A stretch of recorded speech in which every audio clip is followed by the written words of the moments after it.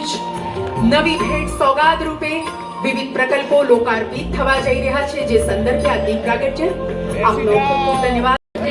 આપણે બધા જ ખૂબ તાળીઓ સાથે દીપ પ્રાગટ્યની આ વિધિને આવકારીશું. Diamond city, textile city, clean city તરીકે વિખ્યાત આ શહેરમાં નગરજનોના કલ્યાણ સુવિધાઓને આપણે આવકારીશું. વિવિધ પ્રકલ્પો લોકાર્પિત થયા તો સાથે જ એન્ટ્રી રેમ્પનું પણ લોકાર્પણ આપ સાહેબના વરદ હાથોથી થયું. ખૂબ ખૂબ ધન્યવાદ.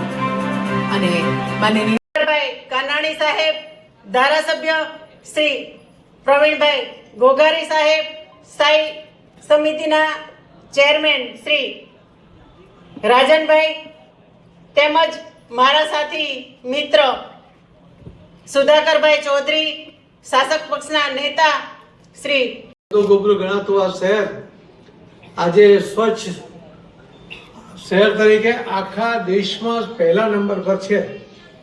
ફરીથી આ વખતે આ પહેલો નંબર જાળવવો. આપશ્રીનો ખૂબ ખૂબ આભાર.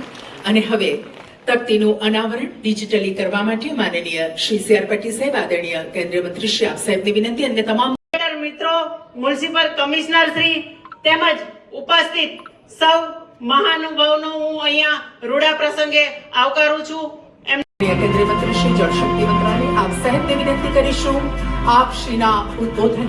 હર્ષભાઈ સંઘવી સાહેબ, આદરણીય મેયર શ્રી માયાબેન માવાણી અને સાથે જ માનનીય સાંસદ શ્રી હર્ષભાઈ સંઘવી સાહેબ, આદરણીય મેયર શ્રી માયાબેન માવાણી અને સાથે જ માનનીય સાંસદ શ્રી સી આર પાટીલ સાહેબ, માનનીય નાયબ મુખ્યમંત્રી શ્રી હર્ષભાઈ સંઘવી સાહેબ, સાંસદ શ્રી મુકેશભાઈ દલાલ સાહેબ, મહાનગરપાલિકાના વિવિધ પ્રકલ્પોના લોકાર્પણના શુભ પ્રસંગે આપણા આદરણીય ભારત રત્ન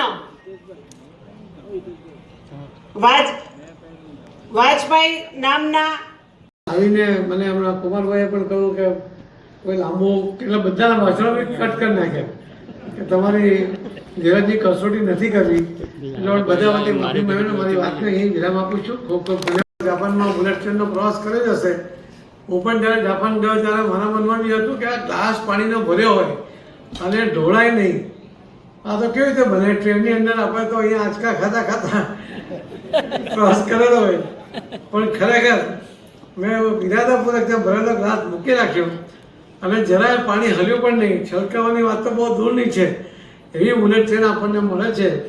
આજે આપણે મુંબઈથી અમદાવાદ જવા માટે ફક્ત 2 કલાક કે સુરતથી મુંબઈ જવા માટે ફક્ત 1 કલાક, આટલા ઓછા સમયમાં આપણે ત્યાં પહોંચી શકીશું. એ આપણા માટે ખૂબ આનંદની વાત છે. જે ઘણા બધા લોકો મુંબઈને બદલે જે સુરતના છે, સુરતને મુંબઈ રહેવા માટે જવાને બદલે હવે સુરતથી અપડાઉન કરે એવી શક્યતાઓ છે. એટલો સમય એની અંદર બચવાનો છે, કેમ કે ત્યાં ભીડમાં એની અંદર સૌથી વધુ ડેવલપમેન્ટ આવનારા દિવસોમાં લોકો દ્વારા પણ થવાનું છે. એટલે કેન્દ્ર સરકાર અને રાજ્ય સરકાર પણ એ વિકસિત ગુજરાત એને વિકસિત બનાવવા માટેના બાકીના જે ઇન્ફ્રાસ્ટ્રક્ચરની જે જરૂર છે એમાં એ પોતાનો સાથ આપી શકે, પોતે એનામાં યોગદાન આપી શકે. આપણે જોયું છે કે આપણે થોડાક દિવસની અંદર હમણાં મેટ્રોની ટ્રાયલ શરૂ થઈ ગઈ છે. થોડા દિવસમાં મેટ્રોમાં આપણે પ્રવાસ કરતા થઈ જશું અને થોડા દિવસની અંદર આપણે બુલેટ ટ્રેન એની અંદર સૌથી પહેલાં સુરતથી બિલીમોરા અથવા સુરતથી વાપી આ પહેલું બુલેટ ટ્રેનનું પહેલું સ્ટોપેજ અથવા પહેલું સ્ટાર્ટ આપણે ગણીએ તો